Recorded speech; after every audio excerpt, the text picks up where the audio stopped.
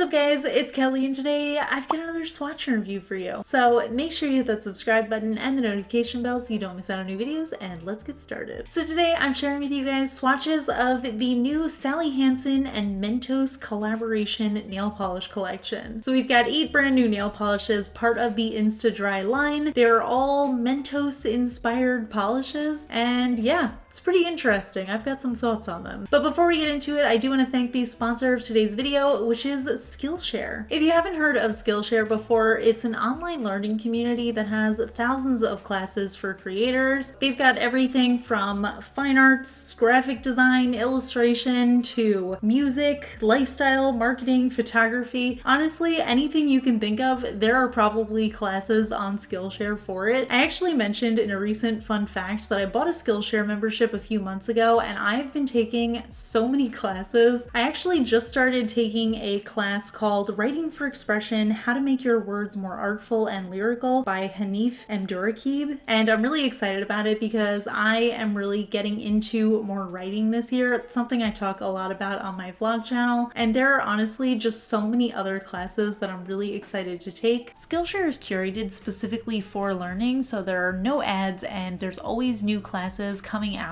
And with an annual subscription, it ends up being less than $10 a month. So you get access to so much information and so much to learn. So Skillshare is currently offering a super awesome deal to my subscribers. So the first 1,000 people who click on the link in the description will get a free trial for a premium membership. So yeah, huge thanks to Skillshare for sponsoring today's video. I've been a fan for months now, and I'm just really excited to be able to share the opportunity with you guys as well. So anyway, back to the Sally Hansen collection. I'm really interested to hear what you guys think about these because, like I said, I've got some thoughts. So let's just get into the swatches and then I'll talk to you guys a little bit more about my thoughts, pricing, availability, all that good stuff. So roll footage. So as always with my swatch and review videos, I am going to be using base coat underneath all of my swatches just to protect my natural nails and prevent any stains. Today, as seems to be the usual, I'm using the Orly Bonder base coat. So we'll start off with this first shade called Fuchsia Fizz, and this is actually the only shimmer of the collection, and as you can imagine from the name, it is a nice cool toned pinky fuchsia color that has a silver shimmer running throughout. And this one I actually really liked. It gave me some strong watermelon vibes. I like how the shimmer kind of lightens up and makes that pink a little bit more icy, and it was really good coverage. It was actually pretty much a one coater, but I did need a second to get full coverage, and even though it does have that shimmer running throughout, it's not streaky or anything. It does dry to a nice non-streaky finish, so really love this one, super gorgeous. Next up we have the shade Confection Perfection, and this one is an almost neon pastel pink cream shade, and this one I was pretty excited about because I do like my pastel shades to be a little bit more on the bright, almost neon side. On the first coat it was kind of sheer. On the second coat was a little disappointed to see that I still had some patchiness, so I ended up needing to do a third coat to get full coverage. Now, even though it was a little bit sheer and a little bit patchy, after the third coat it did look like a good manicure, but I feel like I could definitely get this shade of pink in a 2-coater formula. That being said, it wasn't chalky or anything, it was just a little too sheer for my liking, and I do have pretty short nails, so if you have longer nails you might end up needing a 4th coat for this one. Next up we have the shade Orange You a Peach, which is a very cute name, and it is sort of a peachy orange pastel cream. Again, it kind of verges on that neon pastel style, so again, was really excited when I saw it in the bottle, and again, it ended up being a little bit sheer. So I will say the formula on these ones are good. Pastel shades tend to be a little bit chalky or gummy, and these polishes were neither, but they were just a little too sheer in 2 coats, and I feel like 3 coats on short nails is kind of a lot, especially when you're working with basic creams. I do tend to forgive it when it comes to like special nail polishes, but for creams I feel like I could definitely find this color in a 2-coater as well, so I don't know. Again, slightly disappointed, although looking at the final result I think it's really cute, so kind of conflicted about this one. Next up we have the shade You're the Zest, and this one is a pastel yellow cream, and I feel like I'm starting to sound a little bit like a broken record here when I say that this one was also a little bit sheer and ended up requiring 3 coats for full coverage. Now I will say this one is the exception for me because most yellow polishes end up being 3 coaters, and especially when you're working with such a pale yellow, I feel like it's totally understandable that this one would be 3 coater. So I do actually really like this one. I thought it was cute, and honestly, if you're not looking too closely, I feel like I could get away with doing 2 coats of this one, but definitely on the thumb I would need a 3rd coat, and I feel like anybody who has longer nails than me would need at least 3 coats for this one. But I do think that this color is actually really cute. I've been enjoying pale yellows lately, and I think this one did have a good formula, so even though it was a 3 coater, I feel like that's absolutely standard for this type of polish, so I'm into it. Next up we have the shade Mint to Be, and this one is a bright green cream polish, and oh my gosh, I loved this one. What a refreshing polish to use right after those 3 coaters. This one was pretty much a 1 coater on me. You can definitely see just how opaque it is here. I ended up kind of pushing it around a little bit too much and got a tiny bit of patchiness in the first coat, but that's just because these brushes are a little bit stiff, so if you're going over the same area, you're gonna get a little bit of patchiness there. But honestly, I feel like if I was super careful, I could get away with doing this in 1 coat, and I feel like this is gonna be great for nail art. So here it is in 2 coats. Thought it looked absolutely gorgeous, totally love it. I know I'm gonna be using this one a lot, and you guys know how I feel about green nail polishes. I totally love them. And then we have the last of the cream polishes in this collection. This one's called Peppermint Dandy, and it is a bright sky blue cream. I feel like this is the kind of color that Sally Hansen does do really well, so I was expecting it to be another really great coverage formula polish, and I was right. It is actually really good. It was very nearly a 1 coater. Again, I feel like this is going to be great for nail art, and if I was really careful and used a slightly thicker coat, I feel like I could totally do this in 1 coat, but it looks perfect in 2. It's a really gorgeous color on its own. It's really going to be useful for nail art. I do like having really affordable versions of gorgeous cream shades, and you can never have too many blue polishes in your collection, can you? I don't think so. So moving on to the Krelly, this shade is called the Fresh Maker. So it's a very, very soft white Krelly base that has light blue medium hex glitters running throughout, as well as some smaller hex glitters. And this one,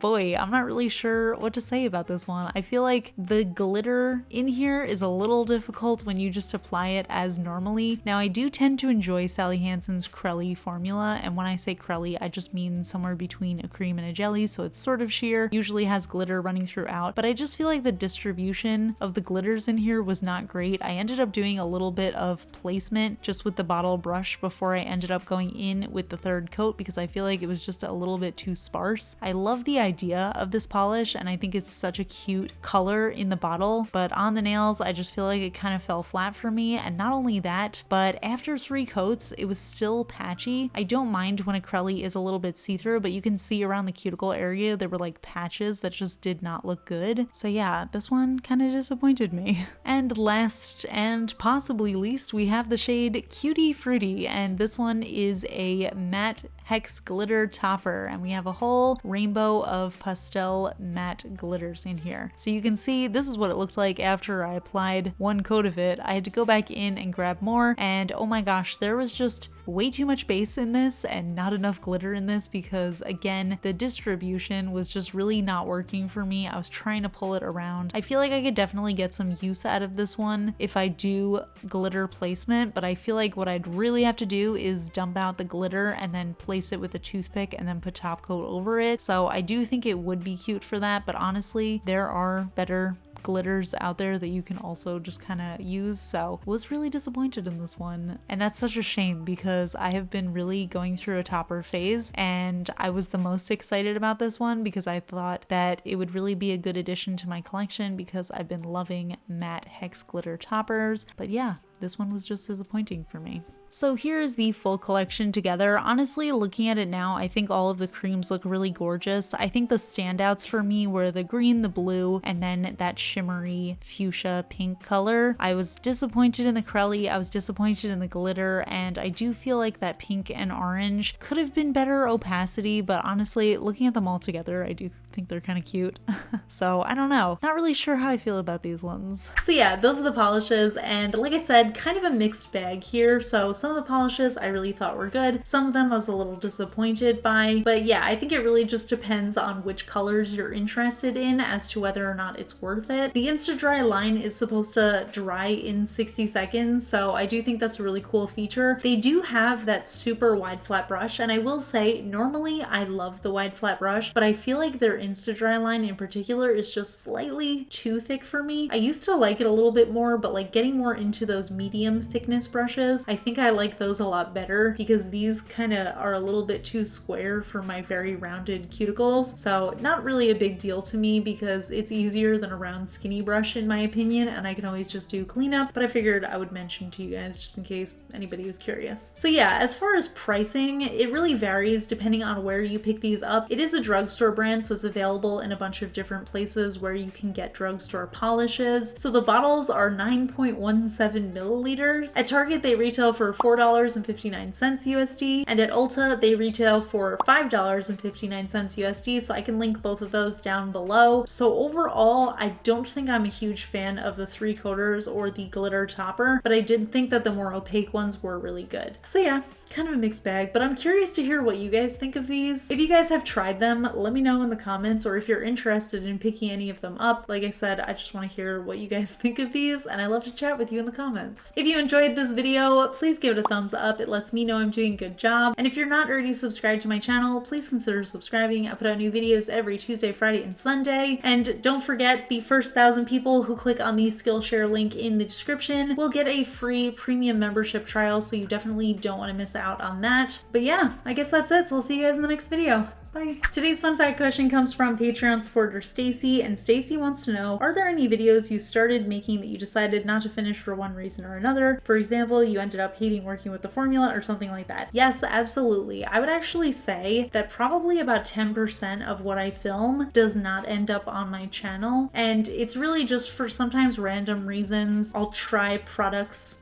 and I will just be frustrated with them. One experience that I remember specifically was, I think it was an LA Colors collection, and I started swatching them and there was just so much sparkle on my hand in between swatches and I could not wash it off, and I was getting so angry that I was like, forget it, I'm not reviewing this collection. So that was one of them. I did try to do polygels, and I have like an hour of footage of me trying and failing to use forms for polygels. If it's like, sometimes if it's a random brand that I've never heard of and I don't think most of you guys have ever heard of and it's not good quality, I just don't bother. I do try to review brands that you guys request from me, whether I like them or if they're not particularly to my taste, but I don't like, you know, just bashing random brands. So in those cases, I've decided not to post it. I've also filmed a bunch of makeup tutorials that I never posted because I didn't like the way that it looked on camera or something like that. So yeah, there's actually a bunch of videos that I've never posted, and there are some that I'll just keep on my computer for a little bit, and then at some point I might change my mind. Like if it's something that's like a nail art design and I'm like, I didn't love this, but I might change my mind later, I'll keep the footage and then take a look at it like a few weeks later and determine if it's worthy.